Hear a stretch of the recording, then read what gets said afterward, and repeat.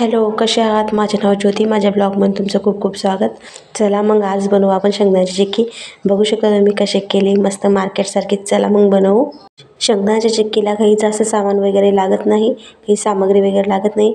जेवढे आपण शेंगदाणे घेतो तेवढे आपल्याला गूळ घ्यायचं आहे.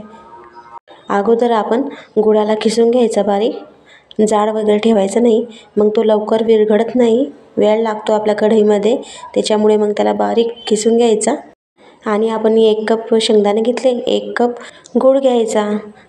गॅस ऑन करायचा आणि कढई ठेवायची. कढई तापल्यानंतर शेंगदाणे टाकायचे भाजायला. शेंगदाणे मंद आचेवरच भाजायचे, मग कसे त्याचे सालटे वगैरे आरामात निघतात.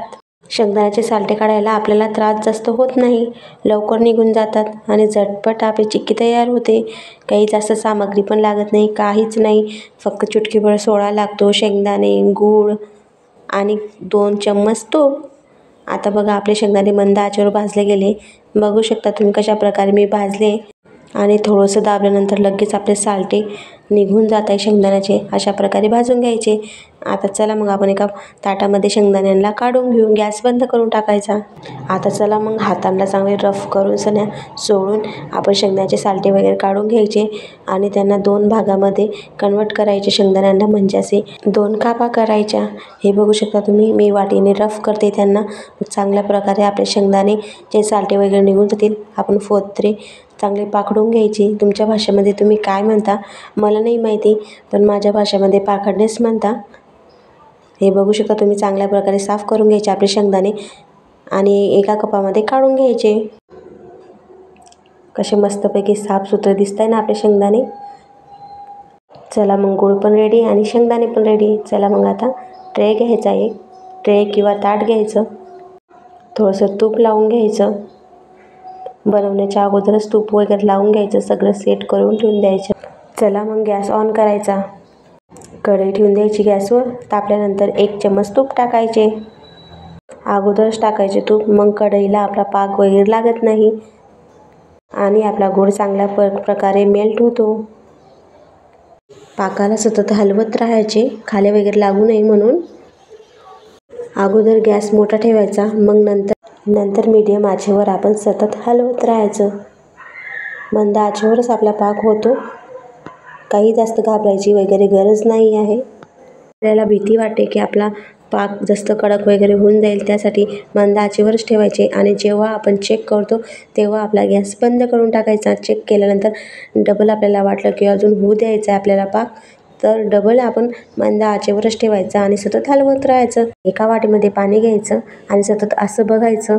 आता आपला पाक नाही झालेला आहे, म्हणजे आपल्याला नरम लागला आपल्या हाताला की समजायचं आपला पाक नाही झाला आहे. डबल चेक करायचं. आता मी 2 मिनटं होऊ दिला, नंतर डबल चेक करते. काही घाबरायची गरज नाही आहे. आपण बंद पण करू शकतो गॅस, असं काही नसतं राहत. हे बघू शकता आपला पाक एकदम चांगल्या प्रकारे झाला आहे, कसं लगेच तुटतो आहे. मग चला त्याच्यामध्ये आपला 1 चुटकीभर खाण्याचा सोडा टाकायचा आणि सतत त्याला हलवत राहायचं. बघा आपला पाक कसा फ्लफी होतो आहे मस्त, आणि त्याचा कलर पण छान असं येतो आहे त्याला. लगेच आपला आता पाक रेडी आहे. लगेच आपले शेंगदाणे टाकून द्यायचे. शेंगदाणे आणि पाकाला एकजीव करून टाकायचं आणि लवकरात लवकर आपण जे ट्रेमध्ये तूप लावलेलं होतं त्याच्यामध्ये पसरवून टाकायचं. जास्त वेळ वगैरे लागू द्यायचं नाही. आता थंडीचे दिवस आहे, लगेच आपला पाक असा कडक पडायला सुरुवात होते, त्याच्यामुळे लगेच करायचं. आणि एका वाटीला तूप लावून घ्यायचं. वाटीच्या साहाय्याने त्याला चांगल्या प्रकारे पसरवून घ्यायचं. वाटीला तूप लावल्याने कसं की वाटीला चिटकणार वगैरे नाही ते, त्याच्यामुळे वाटीला तूप लावून घ्यायचं अगोदर. हे बघू शकता तुम्ही, लगेच आपल्याला निशाणी वगैरे मारून ठेवायची वड्याची. आपल्या जेवढ्या तुम्हाला कोणत्या आकाराच्या वड्या पाहिजे तशी तुम्ही मार्जिंग करून घ्यायची. आपली चिक्की सेट झाल्यानंतर आपण मार्जिंग नाही करू शकत, आपल्या वड्या तुटतील, मग आपली चिक्की तुटते. मग त्याच्यामुळे आपण जशी ओलसर वगैरे राहते तेव्हाच आपण मार्जिंग करून घ्यायची. हे बघू शकता तुम्ही कशा प्रकारे मार्जिंग वगैरे झाली. आपण आता 15-20 मिनिटासाठी त्यांना सेट करण्यासाठी ठेवून द्यायचे. मग नंतर बघायचे कसे मस्त छानपैकी तुटता पण आहे आणि कसे मार्केटसारखे दिसत आहे ना. कोणीही म्हणणार नाही की घरी केलेले आहे म्हणून. असे तुम्ही नक्की ट्राय करा, एकदम छान लागतात, स्वादिष्ट लागतात. दाताला वगैरे चिपकणार नाही. थोडासा पाक वगैरे व्यवस्थित होऊ द्यायचा. अशा पद्धतीने मी जसं सांगितलं आहे तशा पद्धतीने केल्यानंतर तुमची चिक्की नक्कीच छान बनेल. माझ्या व्हिडिओला लाईक करायला, सबस्क्राईब करायला विसरू नका. अशा प्रकारे तुम्ही चिक्की करून बघा. एकदम छान लागते खायला पण आणि शरीराला पण भरपूर फायदेमंद आहे. चला मग बाय.